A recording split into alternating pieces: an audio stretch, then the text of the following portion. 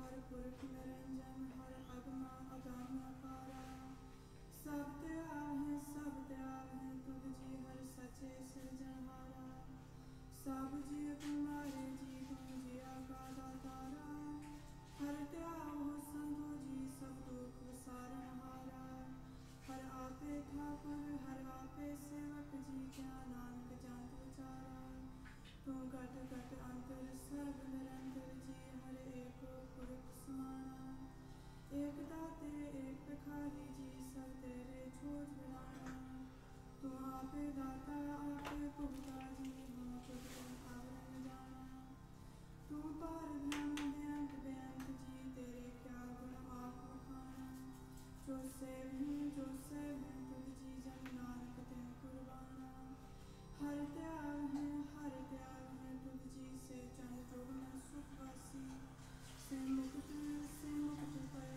जन हर प्यारा जी तिन तुझी जम की फांसी जिन निरपौ जिन हर निरपौ त्याया जी तिन का पौ सब वासी जिनसे न्याय मेरा हर नींद हर रूप समासी से तन जन हर त्याया जी जन नानक तिन पर जासी तेरी भगत कंडार जी भरे बेअंत बेअंता तेरे भगत सलाहन तुझ जी हर अनेक अनेक अनंता तेरे अनेक पूजा जी तख्ता पह जपे बेअंता तेरे अनेक पढ़े तो सिमर शास्त्र जी कर क्रिया खट करम ग्रंथा से भगत भले जन नानक जी जो पावे मेरे हर भगवंता Hello, everyone. Melissa. Great. Lewis, Elaine, LaShawn. Hello. What's up, Corey Blanchard? He said he's ready to get him some peace. Good for you, brother. David, Chris Leveron.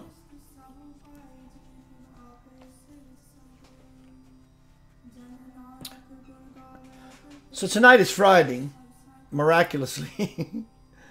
I don't have to play music anywhere, and that's cool with me. Night off and hanging out with y'all. Y'all hanging out with me is worth it.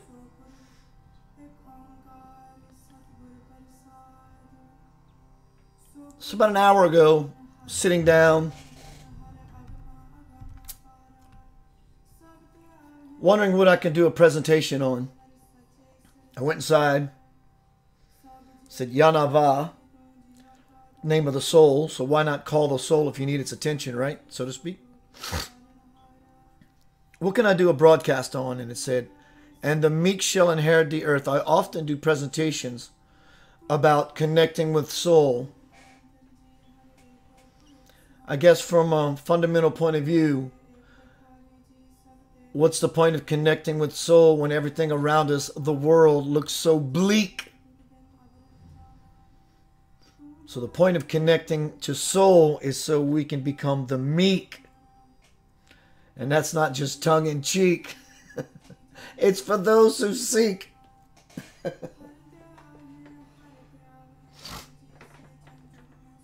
Give it a couple more minutes, maybe 2 minutes, for people to collect. Thank y'all for being here. I'm going to be here for about an hour. Please feel free to stick around. I'd love to see you. Chat with you, dialogue with you, fill your space.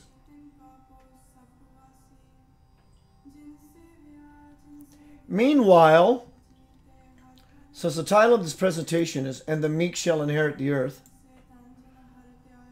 about 1.5 years ago, I woke up from my night's sleep and said, Spirit, what do I do today? And it said, make a movie. I said, make a movie? You serious? It said, make a movie. So I grabbed dialogue from the Divine Principle and also spontaneously created a script.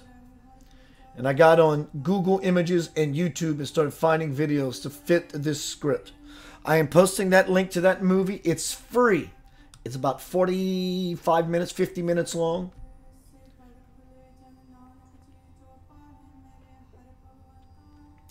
Talks about what's been happening in humanity, the dynamic, where we are, what's going on, and how all of this together creates a beautiful future. But tonight I want to talk more about that future. More about that future.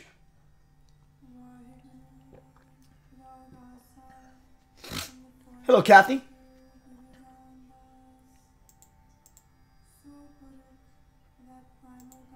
Hello, Ghost Lady.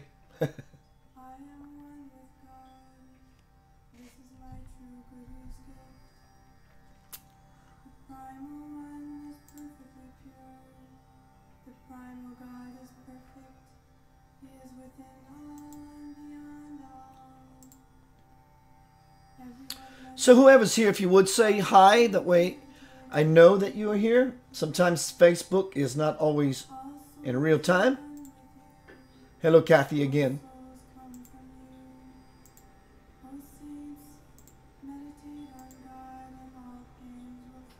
Haha. So I'm going to give it a couple of more minutes for people to collect. If not, I'm going to get started here shortly. I do need a refill on my water, so hang tight. I'll be right back.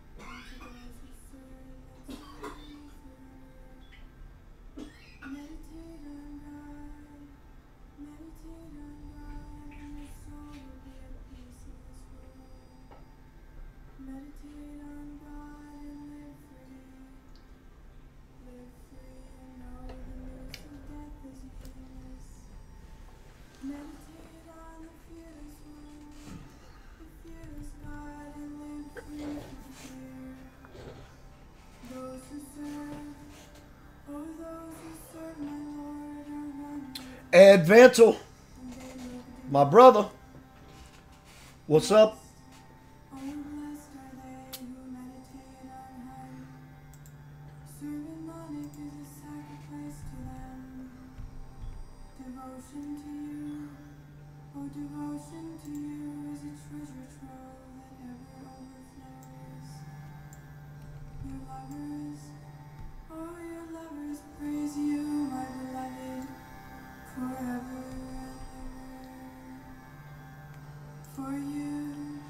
So if you're going to stick around, I know this is a long intro before I get started.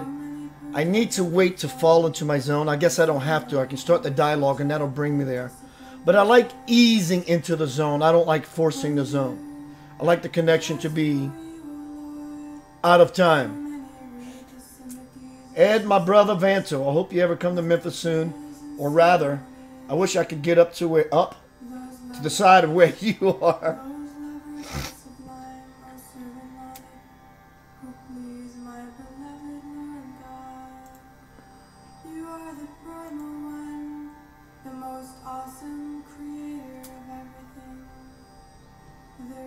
We'll start in 2 minutes.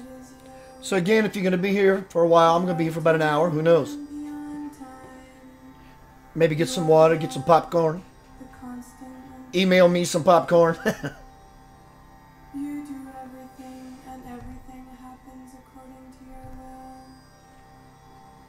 Unity, brother. It's all about the unification. Hello, beautiful Kayleen.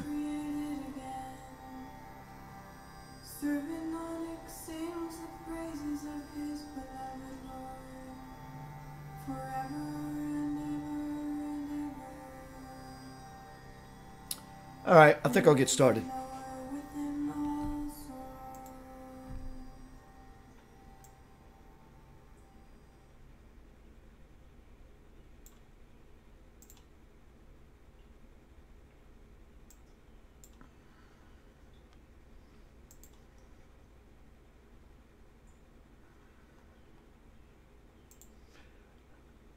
Hello, everyone out in YouTube land. Thank you for being here, everyone. I'm actually excited about this broadcast.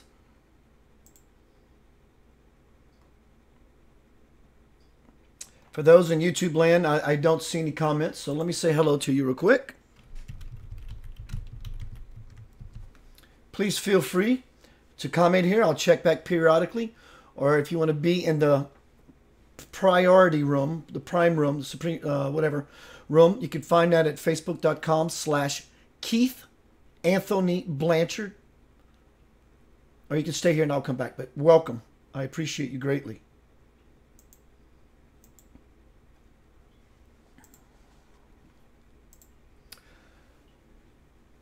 Yes, sir, Mr. Ed Vantu. I would love to come do a presentation at Unity Church. I would love it. So before I get started, as always, protocol, if you would share this video to you all. I'm going to keep it light. Probably not. But I will keep it real and honest and truthful. I have to check one more thing, excuse me. Just so I don't have something go awry. Should be fine, but I've experienced too many boo-boos in the past. And I like quality. I like quality. I'm not one for just... I like... It has to be quality for me.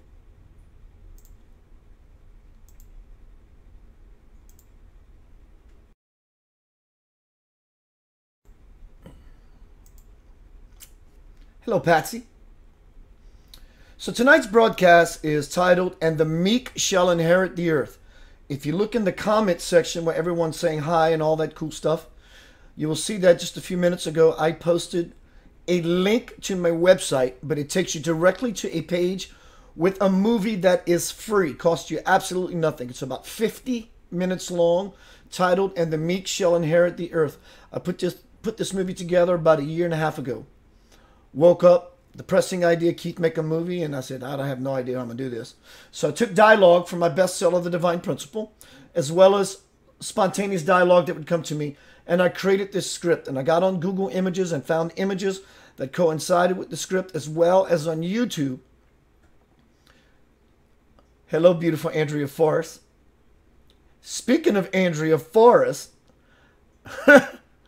I'm talking about this movie I put out a year and a half ago, "And the Meek Shall Inherit the Earth." And I used one of her tracks. She has some beautiful music in the movie, in the background. And little did I realize after I produced the movie, this whole time I forgot to ask her permission. So Andrea, my blessings to you for being so cool about it. It's in the forum, in the thread where everyone is talking. You'll see a link to the movie called "And the Meek Shall Inherit the Earth." It's about the dynamic that we have been playing in for a while, the energy we've been messing with for a while, as the things that are happening in the world, where we are now, and our greatest potential future, which is going to happen likely for many people, but more so, many people have already, quote, made it through the 51% of the vibration of being of service to humanity. That's the gig. That's the key. If you have 51% of your life being of service, whatever that is, no one has to tell you what kind of service that is. If you have 51% of your life in service to other people, you've already made it. Now others might be right at it. It's all about the vibration. It's not about a committee or a judgment panel saying, okay, let him in, let her in, get these two out of here. They're just riffraff. It doesn't work that way. It's about the vibration that has expanded in your life, being of service. People who wait tables are of service. It's about being of service to other people. And if you know that you are 51%, congratulations, you are the meek. Hello, Michael Owen. I know without a doubt, all the way through to my soul, I was born for this purpose. Not to per se make it, but for this very teaching right here. this presentation, this off-the-cuffness. I absolutely have not one note in this forum. I'm not telling you that to say, hooray, Keith. I'm telling you that because when a person decides to connect, and they do this ongoingly, they stay connected. I know many of you are connected, and I so love it. And the meek shall inherit the earth. If you have not seen this movie, again, that I posted a link in this theater, this thread, costs you nothing. Get there, it's a YouTube video, click on it, bang, you start watching a movie. It tells of our past, where we are, and all the strange, out of the box, not normal thinking things that are transpiring in this world. You don't have to believe it, but they're transpiring in this world. And even in the world of the unseen is where it starts first. And it trickles into this experience. But also the movie conveys the picture of how all these things that are not normal, but as well as the healing that has to take place in your life, particularly for you to make the grade. This is not doom and gloom prophecy. This is not biblical or any scripture that says, beware. It's not about any of that. The only purpose of prophecy is because someone in some time period in the past had a vision of a potential future. And they bring it through with the intentions of saying, this is what I saw. Like it or not, accurate or not, is irrelevant. This is what I saw. And we can take it and apply it to what may be happening in the world to see if someone gleaned something from God that might be worth your attention. Hello, beautiful Heather Sartain.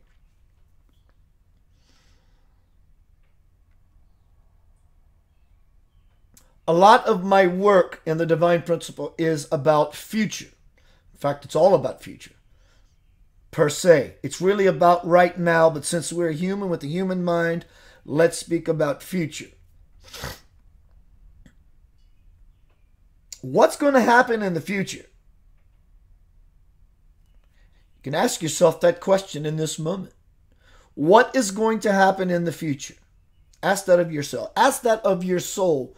Yanava, will, intellect, action, heart, and mind, backbone. Ya, Nava. It has begun. I've opened the forum and soul begins to speak. Ask yourself the question, dear one. Ask the question. What is going to happen in the future?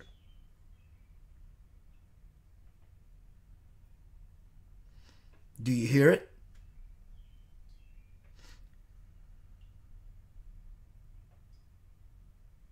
Did you feel it? Can you see it? All three. None of them. Out of these choices, A, B, C, or D,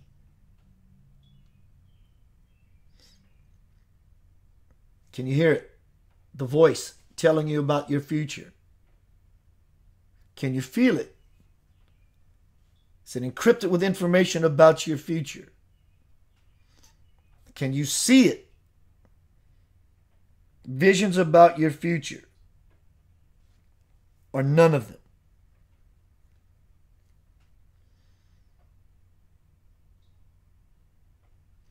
Spirit likes leaning in the idea of just being blank.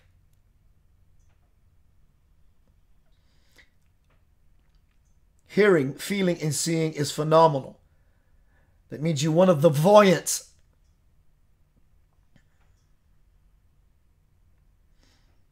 But also, if an answer did not come through, you had a clean slate. Dear one, for you, it is all possible. Infinite potential futures of yours lie before you. For those who had a glimpse on any level, hearing the voice, Yanava, soul,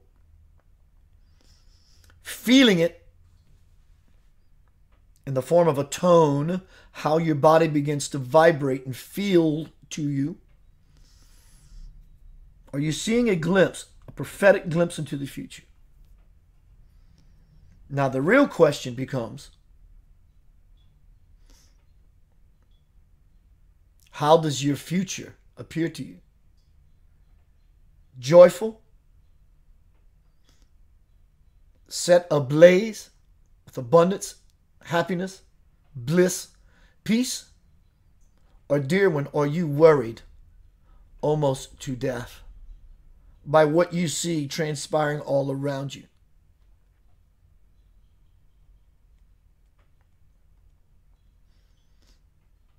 If you've seen the movie The Matrix Part 2 Reloaded, when Morpheus was underground and they were all in the cave and he gave that announcement,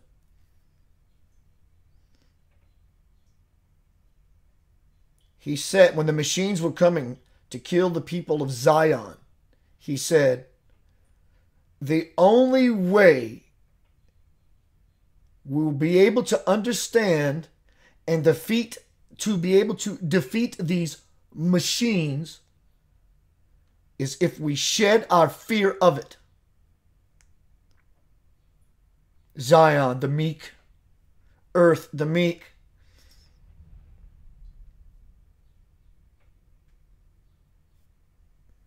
How does your future appear to you, dear ones? Are you excited about it? Anticipating it? Or are you worried to death?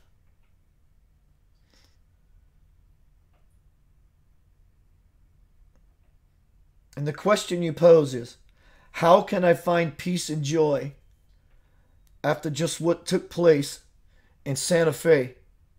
And there was yet another massacre of the innocent. How are you able to see bliss, peace, joy, and the meek looking through the filter of what took place in Texas? Excuse me, in Santa Fe.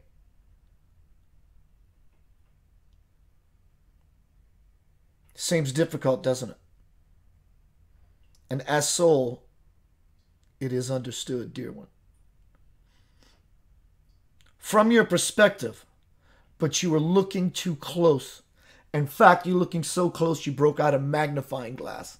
And you're looking for the minute reasons as to why these things come together, believe it or not, in a state of unity, to be worked out on levels you are so yet to understand.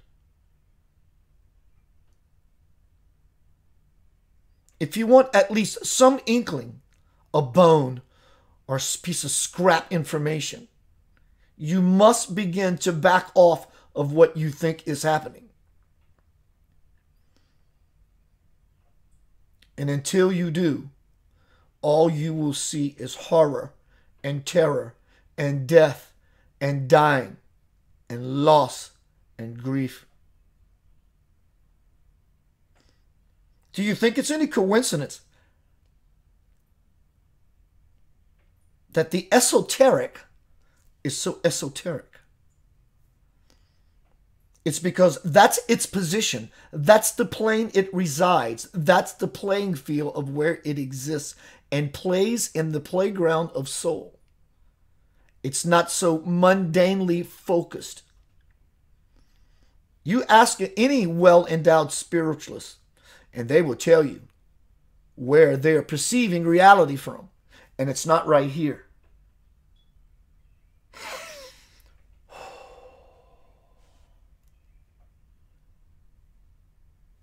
It's being literally, as well as figuratively, metaphorically, but literally most, removing yourself from the equation Because in said equation, if you're not operating from the esoteric, you are too close to it and you are doing the situation no good whatsoever.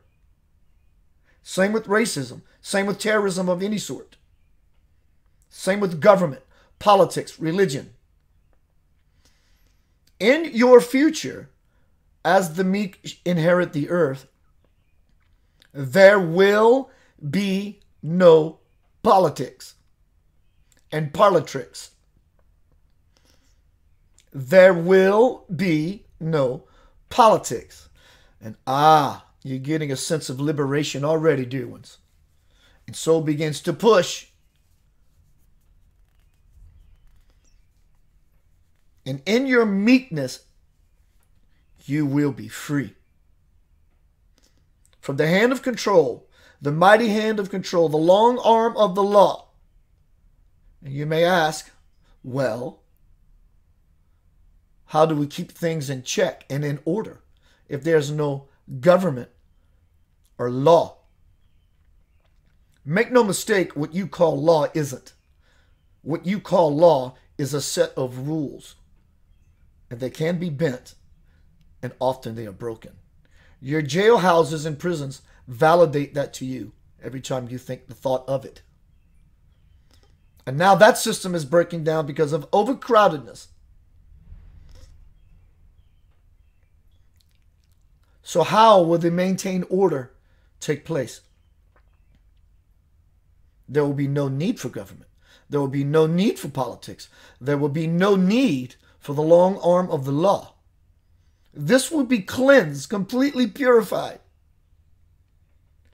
This will not exist in the garden of soul, in the kingdom. It will not exist, simply. The last church to be standing will be the Catholic Church. The word Catholic, universal. It will be the last church to be standing. And it may thrive or it may fold altogether. But it will not be as Catholicism as you know it. It will be going back to pre-times of the Council of Nicaea, when things were a little more pure. No politics.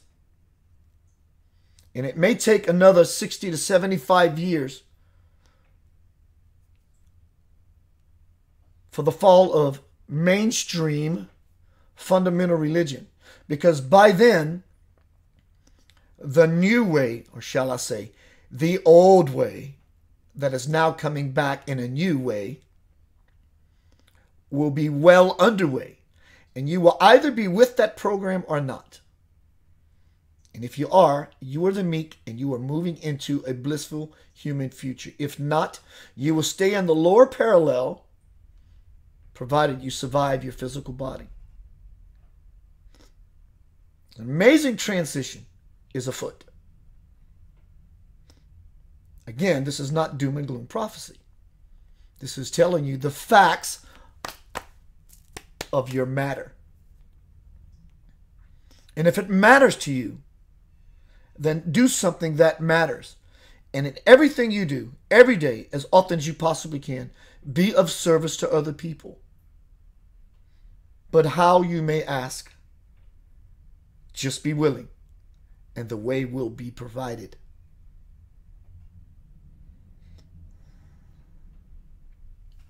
So this future that's going to take place, it's happening now. I'm experiencing it now in my life. I'm experiencing it now in my life. I'm experiencing the future. And you may say, well, how is that, Keith? I wake up every day on divine fire. I wake up every day in bliss. I wake up every day peaceful. Excited about my day, how I'm going to give back to the community, to the world, to everyone, to myself. Because ultimately, it's selfish. No matter what you do, it's selfish. If someone wants to serve in the military, it seems like they're doing something that is selfless, but in truth, it's actually selfish because it makes them feel good inside to do this certain thing. That is how it works. So we're all invested in this. When you make your life of service, holding the door open for someone, looking in their eye and meaning not just hello in passing, but making that connection in the eye with this stranger. Hello, how are you doing today?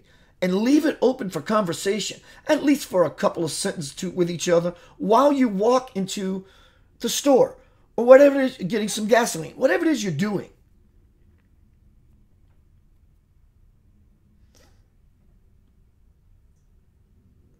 So this future, no one, not a single person will be hungry. Take that in. Have you ever stopped and pondered what it would be like, this very simple single thought, what it would be like if everyone in this world had food? Wouldn't matter to you, maybe, because you're not affected by it. You might be just happy that that is the truth, or that is the reality, that no one is hungry. I don't think so. I think your humanity is greater than that, and you know it. Think the thought, ponder the idea that, oh my God, as of tomorrow, it has been written, and so it is done. No one on this earth will be void of food. How does that feel to you? It's spiritual liberating. It's so spiritually liberating, it's going to liberate all of humanity.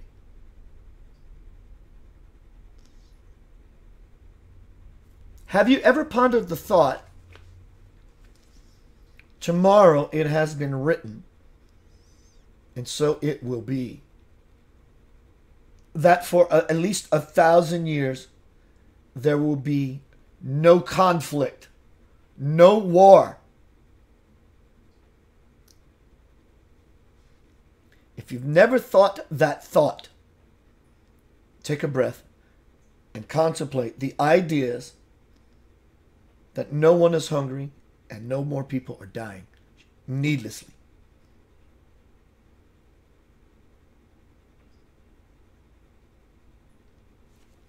If you take an inventory of what just happened to you by me bringing up those two very simple ideas, you have shifted and you know it. What has it done to the chemistry in your body? What has it done to the expansion of your consciousness in your heart? Trust me when I tell you, if you pondered those two thoughts and you felt something, which you did, I know you did because you're not dead, you've already brought heaven and earth into your experience. You have just opened up a window by your very imagination of it.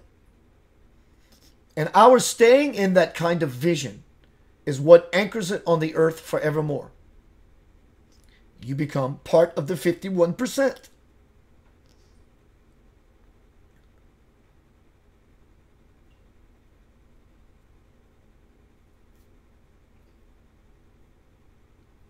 Have you ever stopped and pondered the idea, and if you haven't, take it in now, tomorrow, or at least let's change that, right now, it has happened. It was a worldwide announcement. No one is void of care.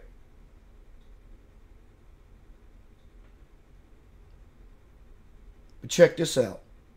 When we make the shift finally as a collective, I am already making the shift. I am already making the shift.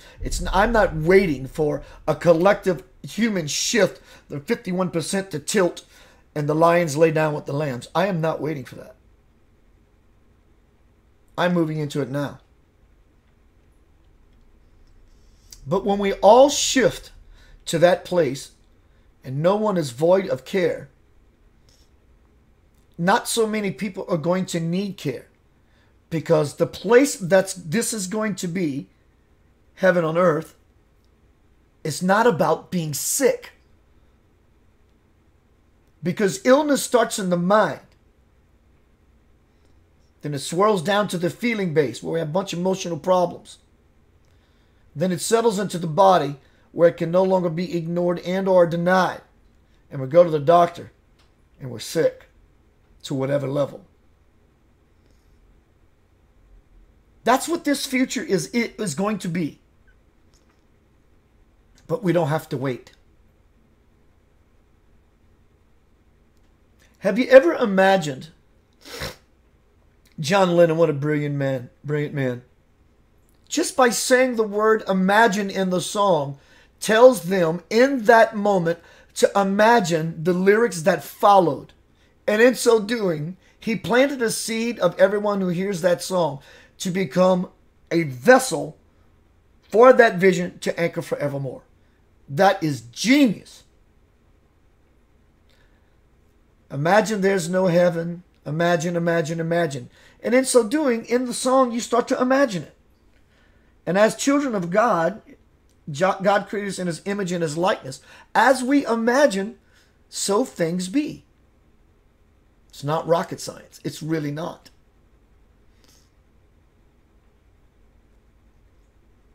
The streets will be paved in gold. Gold will not be owned.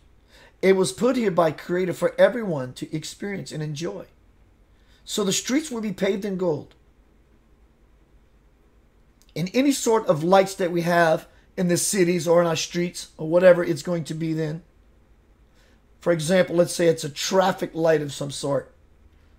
It's not going to be a light inside of a glass housing. The red's going to be rubies, the yellow's going to be topaz, and the green's going to be emeralds.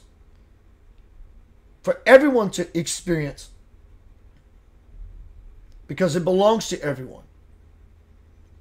You belong to everyone and everyone belongs to you.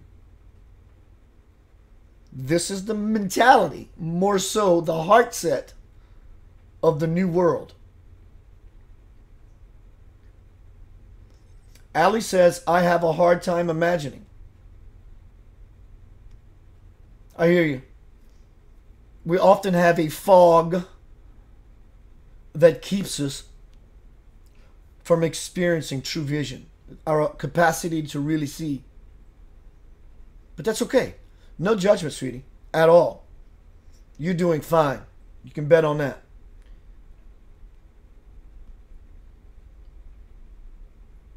No more pollution. Free energy. Free energy. An apparatus is going to be made that taps into the Earth magnetic field, and everyone has energy for free. Tesla proved it over 100 years ago. This is where we're headed. I am a part of it. Please, I'm asking you. If you want to jump on board, the train's moving.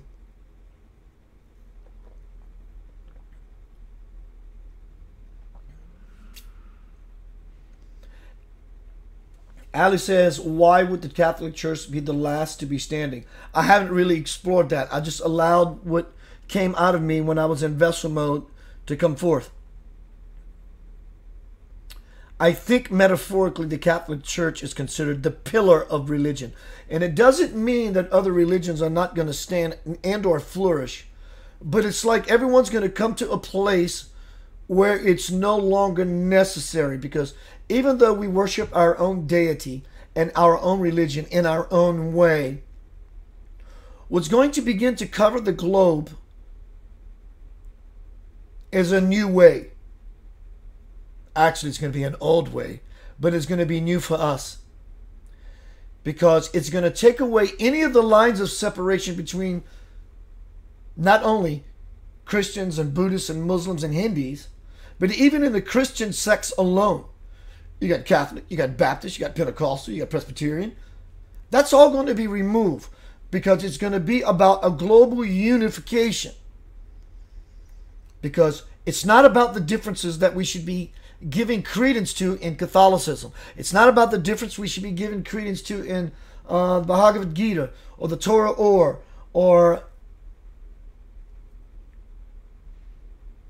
the Quran. It's about all those powerful messages that is about unity That is where we're all going to come together and celebrate our humanity. Because you can bet there is a common thread that flows through all religion. That is the jewel. Everything is extraneous noise.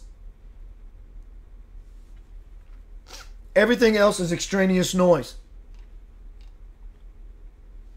Hello, Stella. Ali says, why are they trying to turn us away from God? Well, to answer your question straight, because you asked it, is because they're just not interested. They don't care. You are a board game to them. You are a board game to them. You are a chessboard. And they're just moving you around and everyone else like a bunch of pawns. They don't care. Now, let's say that they would care. They realize how much karmic work, how many karmic lives they would have to live to get themselves to this very incarnation with people like you and me who are trying to do right, and that in and of itself can be a challenge. They're not interested. They want what they want, and they want it right now. Hello, Linda. Kathy says, I will be around to see when it happens and what joy that will be. Love it. And it's happening right now. So what I'm saying, even though I painted this beautiful picture of our potential future, and on some levels it's already happened. Many people have already ascended and left.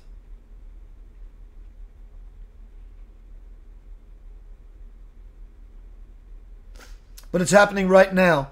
Because if we can't see right now, we can't see the future. If we can't see what's in front of our own nose, how can we see what's further away from our nose? Ali says, who is the they? Well, we call them the Illuminati, the global elite. And we can pick on them or point them out. The government, the cabal, the draconians, extraterrestrial race. We can call them what we want. We can call them everyday citizens, because you can bet there are everyday citizens who are of that vibration and carrying out their selfish agenda mission. I'm going to read something that I wrote yesterday. One moment, please. Kathy and Ali, this will kind of describe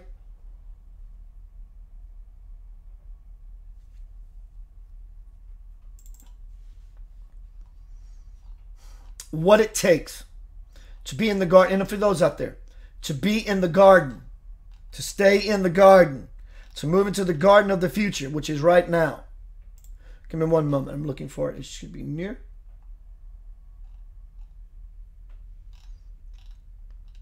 In fact, I'll read the whole thing. I had no intentions of doing that. This is going to be the outro, the ending outro chapter for this new book I am sending to publishing.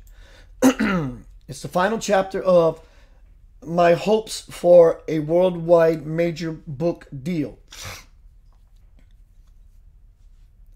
This is about how we hold the vision, how we hold the anchor, how we anchor that energy within ourselves so we can continue to walk into the gate. It's not waiting on a future event to happen that saves us. It will never work that way. Never. You have to be living it now. Because there's a crossfade, there's a gradation as you move into this reality. I wrote this yesterday in about 10 minutes. This is moving into the heaven on earth prophecy. And God's children will be the meek. This chapter is called In the Garden of Soul. In all the years, never would I have imagined going from a little tyke full of fire to a grown man whose phoenix is rising out of that blaze. The grace bestowed on me throughout this journey has me humbled to a depth that no words can convey. Yet I am moved to find a way to speak my heart. What have I learned? Lots. Was it all useful? Some. What was it that was useful? Learning to let it all go. That outside world that I was talking about earlier. All of it. Even the things I thought were useful. There is a subtle yet amazing power to be experienced moving in the cosmic life stream when you just let it all go. I have demonstrated this throughout many teachings. And you too, when you achieve this, will be placed atop a graceful raft and float in the divine current forever. I now invite you to play with your divine power and open the garden gate. Within the garden, you may come upon many disrupting enticements. Look around the world. You see them effortlessly. But worry not. Take my hand. Feel my open heart. And I will walk you beyond the illusions of this world. Heed my words, for your spiritual liberation is my passion. Illusory weeds will not bear fruit in the garden of soul. Are you ready to leave them behind and never look back? Again, there is amazing power to wield from the freedom you will experience when you get out of the fight. You will no longer be bickering with your loved ones. No more arguing about politics, counterpointing racism, fueling the fear of terrorism, warring with the drama of the world. In essence, you will no longer be fighting yourself. As I sit here to write this final chapter, in my letting go of what to write, ironically, it wells up inside of me. The emotions of joy and gratitude I feel in this moment contain vast amounts of encrypted information and is endless. It is this wellspring from which I draw an outpouring of my heart as a gesture and love offering that you too may reach your next plateau. The seemingly unreachable is reachable, and it requires nothing from you except you. That's the depth of letting go that I am bringing to light here. Until recently, I have lived my life always trying to figure out things. Finally, it dawned upon me. Ah, Keith, in all this trying to find your way, have you found your way? Why not toss it in the trash and be done? For it is all nonsense and will not grant you access into the magical space that lies just beyond logical thought.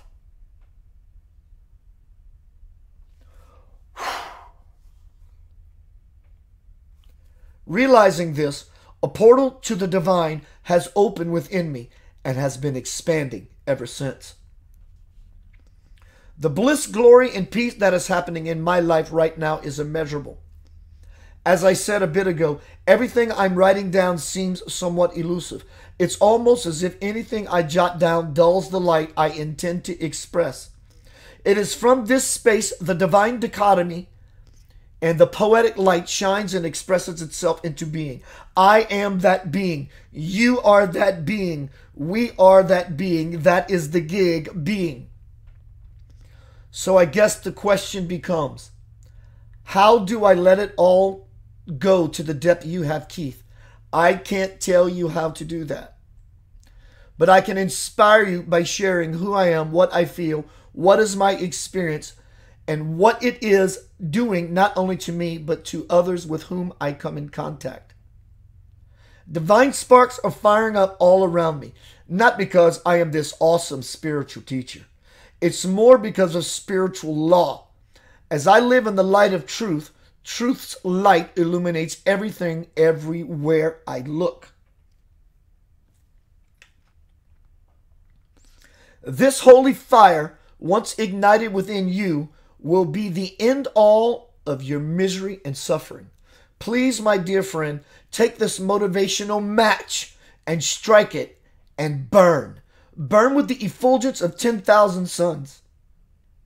Engulf those around you as I do and illuminate your world, universe, and divinity. What I want to leave you with is this.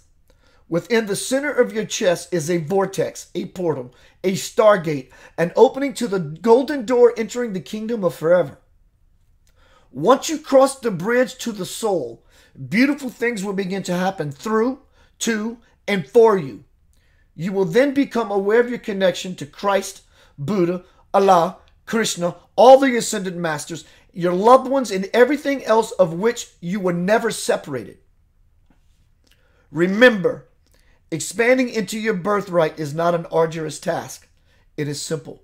Be easy on yourself. So much so that you are willing to lose everything to gain yourself.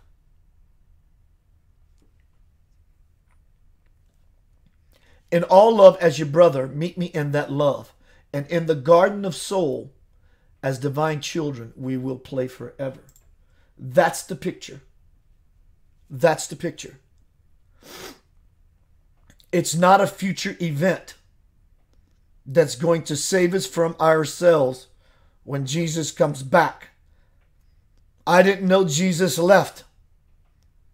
I didn't know the Christ left. It's here now. If we can't feel God's presence here now, when will we do it? It's like, I'm going to do this tomorrow, and we keep putting it off. Well, I can't feel it. It must be an afterlife kind of thing. Oh, I totally agree that you might not be feeling it. But the question I simply pose is, are you really doing the work to feel it? Because it's there. I feel it right now. It's the taste in your mouth. It's the temperature on your skin. It's the breath that's moving your body in and out. It's the sounds all around you. And your awareness is the tool. It's the vehicle that captures all of this and brings the information not only to your brain, but through what you know as you to your soul. And all the way back down, information comes and you begin to process. Because your divine parent is always trying to be in communication with you. Or are we always trying to be in a marriage with divine parent?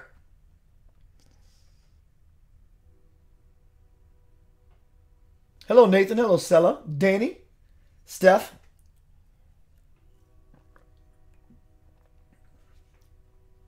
Heaven on earth is not a future event. Are you living yours now? I hope you are, at least for moments at a time. As I said earlier in this broadcast, this presentation, and the meek shall inherit the earth.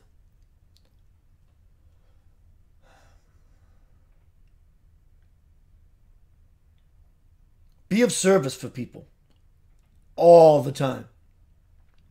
That person on side the road that you think is going to use your money if you gave it to them because you're not sure if they're a beggar or someone just asking for drinking money. Doesn't matter. We can't begin to assume or judge what we think that person is asking for money for. Of course, they are responsible for their own life, but that really doesn't matter either. At least to me, it doesn't. Because in the outpouring of my heart moves my soul. That is a gift. I'm willing to give $1 at any moment. Even if no one was around me, I'm willing to take $1 out of my wallet and throw it on the ground to have that feeling. So when I see people on side the road, provided I'm not just being duped,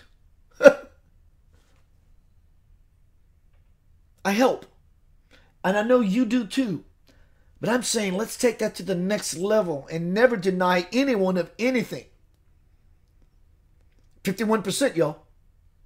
51% of being in service guarantees us a place in the higher vibrations as we get older. Now, will the collective shift in our lifetime? That remains to be seen. That is all determined by the choices we make individually and collectively. Each person can achieve heaven on earth now. Now, will the earth finally shift in your lifetime to where you get to see the metaphorical lions laid out the lambs and everything lit up in the gemstones of the earth versus the greedy hogging them and hoarding them and selling them for money. They'll be for everybody. No one will be hungry. No one will be hungry. It's an obscenity.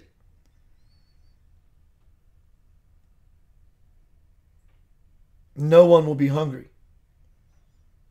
And there will be no more pictures to look at that will make your heart hurt.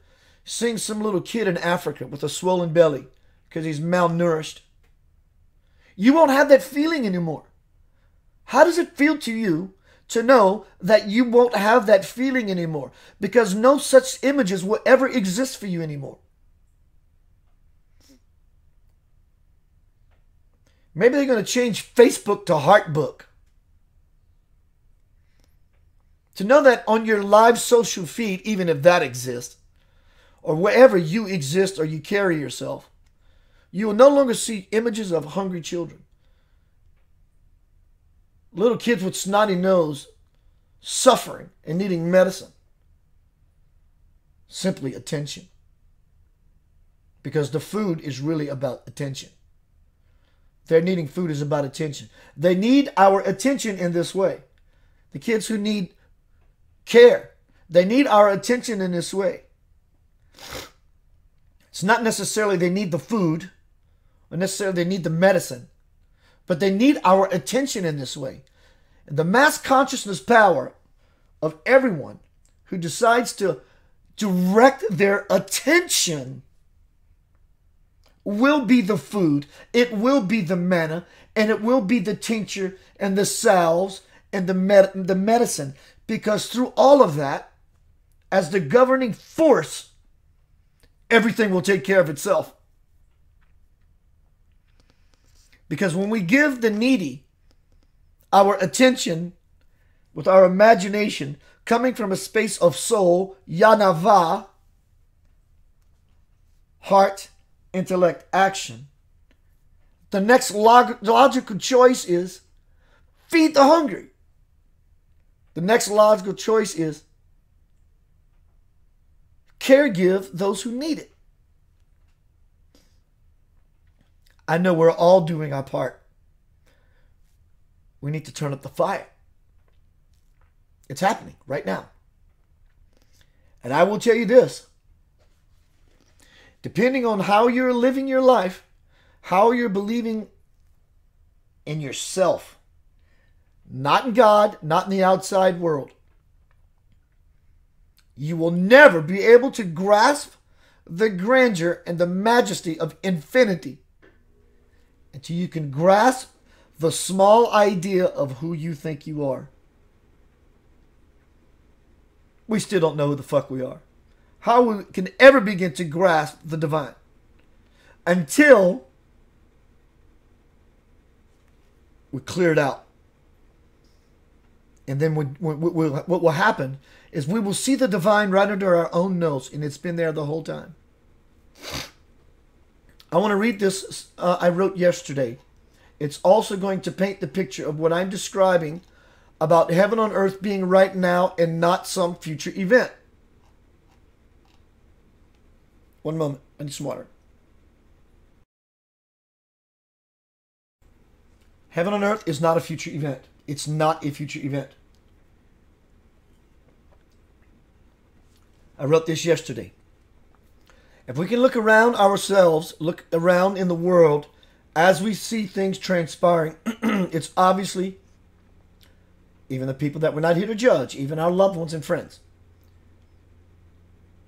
if this applies to you, there's a huge fog bank of fear that is so trying to suffocate the world in the human heart.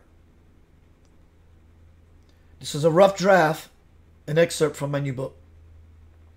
Fear is, this is how you get into the heaven on earth reality now versus waiting for some major event to give us a 51% tilt. It's happening now. Fear is like a fog bank. Imagine that you and your tribe live on a secluded island that is forever surrounded by fog. You not only heard stories from the elders, but have experienced it for yourself about the many who have dared to venture out to explore what is beyond it. never return. Because of this, everyone thinks that that was their end, conjuring up fanciful ideas like maybe there are monsters that took their lives, or maybe they just fell off of the earth. But what has happened, when those seekers finally cleared the fog, they were able to see paradise. So obviously, they never returned, leaving everyone left behind to figure it out for themselves. Hello, Carolyn, Jane, Savannah, Janelle. It's happening right now. If we can't see heaven on earth, we're never going to see it. It's not a future timeline event. It's not out there. Heaven on earth is you living in your soul, you living in your joy, you living in your bliss.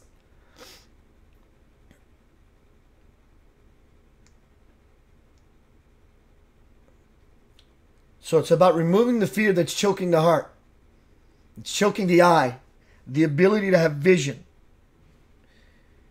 And when we move it away, scatter it, dissipate the dark. We think this is seeing our whole life. I can see pretty doggone good. What's the problem, Keith? Take this off and you go, wow. That's another dimension of seeing. Amazing. I can actually see. And then we realize the dream, the fog, the illusion we have been living in. This is not about the outside world. Heaven on earth is not the lions laying down with the lambs. It's about the lions and the lambs laying down within you. Me. Us. We.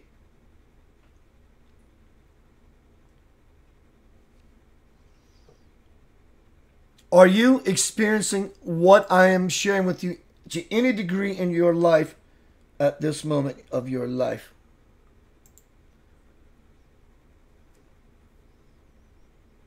Are you grasping what I am sharing with you? Experiential. Are you feeling that in your life? Do you feel connected with something that is moving to a greater experience? Or do you feel like you're just a fish lost in a sea, unconsciously, aimlessly just floating around? That's not a judgment. I love you, and I hope it was the first and not the second for you. And as always, not because you're broken. If the second, the latter, was what it feels like to be you, I'm here. You can contact me. Many people in this forum will tell you I have no problem whatsoever contacting you. I'm just talking to you.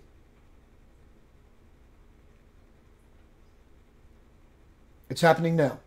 And what I was going to say a minute ago, with the outside as a sounding board, the exterior world, all the moving bits, the stuff moving around distracting us from soul.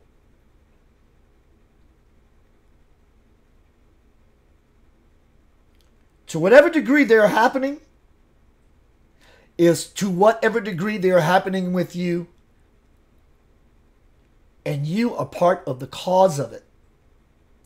Well, Keith, I am not part of the cause of what happened in Santa Fe today. I am not part of the cause of what's taking place in Syria. I bet in that feeling you don't feel so liberated, do you? In fact, some part of us, when we think that way, almost wants to turn away in some sort of shame or embarrassment. But we don't dare want to own that stuff because it's painful. I get it. It hurts. It's a kick in the groin, solar plexus. It's a punch in the heart. It's a punch in the throat.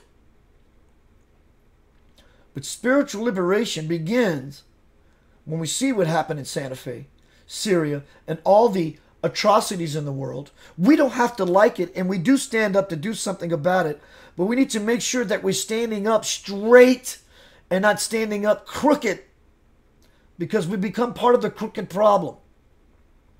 And by taking responsibility for Santa Fe, all the shootings around the country, the wars, there's a spiritual liberation that begins to happen because we now then begin to have power. We're granted power because we're standing straight, we're standing erect and firm and planted. So it creates an opening, and then that power, Spirit doesn't give us the power.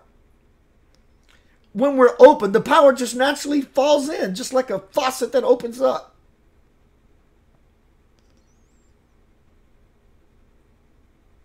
And the more we open, the more we have the capacity for power to fall itself into our lap, into our being. And then we change the world. But also, on a lighter note, to whatever degree is happening on the outside world in a negative way, there are people enjoying that degree of exchange, living in the positive experience. Whatever's happening on the outside world that is so negative, if that's how you're viewing it, and you really think the world is in a shithole, there are those people who are becoming a part of that 51%, embodying the light, claiming their place on the train to Ascensionville, who does not see this world in that negative spin whatsoever. Sounds selfish, like they don't care and they're removing themselves from it. Actually, they're the strongest ones who are doing the greatest good and affecting the whole world. In their standoffness, what I said earlier about backing your perspective, your perception off of what's happening, instead of being so mundanely focused and being a part of the problem because you can't see because it's right in front, it's too close to your vision. So as bad as the world is, there are people who are riding that same current to a phenomenal, spiritual, blissful degree.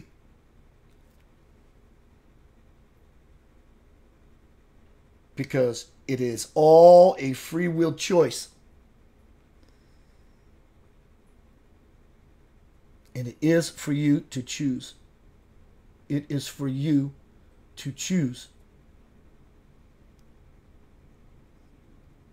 Have you made a choice? I made my choice a long time ago. And if you hadn't made a choice, because you never really thought about it this way, you might have thought, well, I'm just going to do everything I can, have a wonderful life, and that's amazing, that's awesome. Turn up the gas. Turn up the fire, live in it.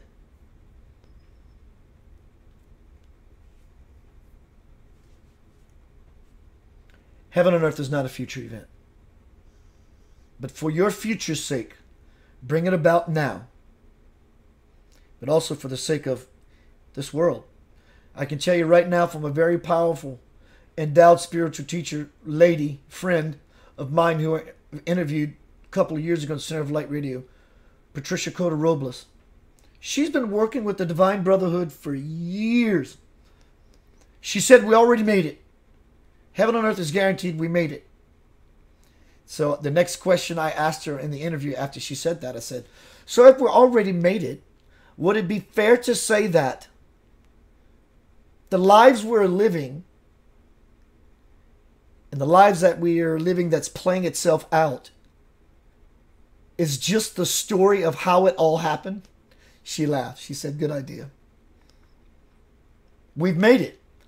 Heaven on earth is a fact. It's a reality. Can you change your spiritual TV from channel 2 to channel 1? Because you can bet channel 1 does exist right next to 2. It's a shifting of your spiritual conscious dial. I'm no longer focused on war, politics, terrorism, racism, the horrible atrocities in the world. It's not turning away a blind eye with no compassion. It's about backing off and seeing what divine compassion, which says, I love you. I love you. Look at what you're doing. I love you. And those who keep grabbing perspective, keep taking perspective, and they become illuminated. You will be at your best and help the cause when you're at your best, simply in being. Be the cause. Because. That's really what those words mean. Because, that's what the word means. Because. It means Cause and effect, by who you are, by what you be, is what causes something to happen. AKA, because. Language is great. It goes deeper into rabbit holes than most people can ever begin to imagine, just because they're just not interested, and that's okay. But if you follow language and etymology,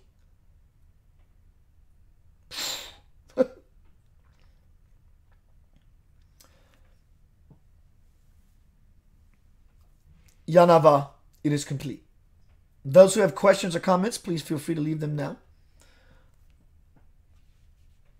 Blessings.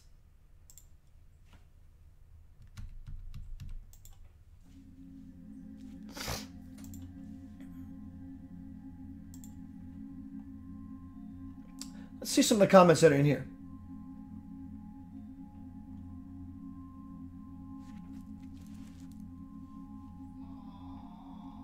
Wow. This feed was busy. Allie says, I'm excited but worried, honestly. I want to motivate you, Allie. Worry is not going to help you. Change it to concern. No, Keith, they sound the same. In fact, they don't sound nothing alike. Concern doesn't sound like worry at all. There's two different syllables. I mean, two different spellings, so they're not the same in that regard. In fact, worry and concern are two different vibrational energies. Concern means I'm responsible to not let whatever situation in my life run awry or run amok. So I'm concerned. I'm responsible. But worry is something completely different. Let me put it to you this way, Allie. You can have the same benefits, actually, more and better in concern that you would have in worry. So concern would be your better ploy.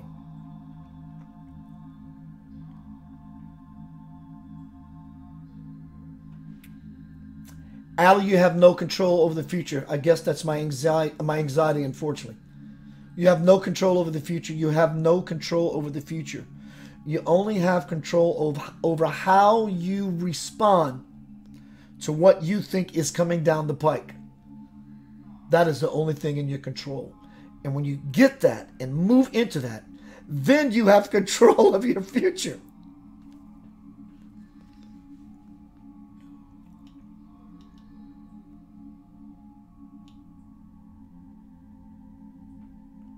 I wonder why we have that fog, Allie says. Ignorance, laziness, I don't careness, leave me alone, I'm fine as I am-ness. We all do it. Mostly ignorance, and it creates fear because we feel that we're separated from that which we're connected to. Because the journey back to absolute power can scare the living shit out of you. Because you can bet in some of our lifetimes, we wielded that power erroneously. And now we're scared of our own divine self. Because we used it in the wrong ways, for the wrong agenda, not for helping. Because when we use that kind of divine power in helping, we're always connected to God. Because that's it. Your connection to people and your connection to God. It's all the connection. It's our humanity that connects us consciously, collectively, in all the myriad forms and faces of God, to God, to soul. But our separation scares the living shit out of us. I'm content with it. I'm okay with believing I'm separate because I know what it may take for me to plug back into it consciously. Am I ready to do the work? That's the laziness I spoke of. But also, it could be a past life memory of when you were in a seat of power or in your divine power and use it erroneously. And now we come back and live quite a few more lives to try to amend that experience.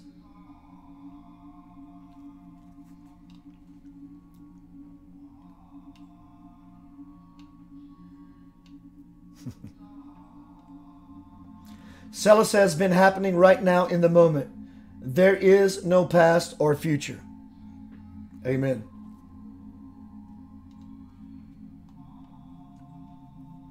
Sella says, I know who I am and what star I come from. Not this one. Dig it.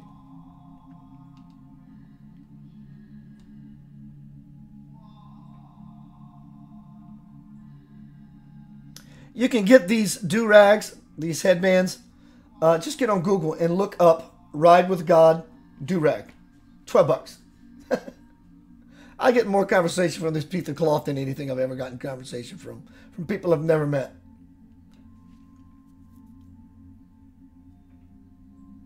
So yeah, you can get them.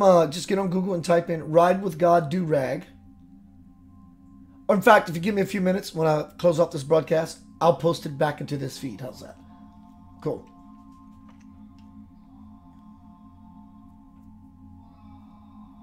Sella says, this is how I see and hear from the Spirit like Edgar Casey did. But I go into a trance and not sleep. Very cool. All right, y'all, very much. I appreciate you greatly. Always know that I love you. Remember from the broadcast last night, the name of soul is Yah, heart, will, Na, mind, intellect, Va, backbone, action. Start your day with Yanava, it has begun. Reflect on your day and Yanava, it is complete. And with that, this presentation, Yanava, is complete. I love you. Be heaven on earth now. Kayleen says, thanks for the information. I'm beginning to understand more. Kayleen, you're welcome, dear. And I'm happy about the expansion of your spirit in you that's bringing you to a place of understanding. It's all on you. You can just continue to open that gate, dear. Just open it. Open it. Grab it and stretch it open. And you will hear the voice of your divine parent tell you how much it loves you. Yanava is the name of your soul. Yah, will, the heart. Free will, the power. Na is the mind, the intellect. What the heck are we going to do with that power? And the backbone is Va, Yanava, backbone, carrying it out in the form of action. Connect these three aspects of your soul. And I promise you, as your brother who loves you, heaven on earth will anchor for you, not only in this lifetime, it will anchor for you every time you intend to connect to your soul. Peace, love, and light.